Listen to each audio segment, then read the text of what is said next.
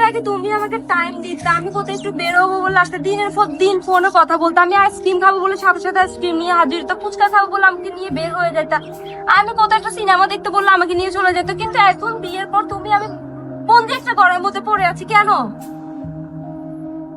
তোমাকে নিয়ে ঘুরতাম, তোমাকে সমাজ সব আবদার পূরণ করতাম, দিন শেষে কিন্তু আমি আমার পরিবারের কাছে এসে খাইতাম, আমার বাবা মার উপরে খেতাম।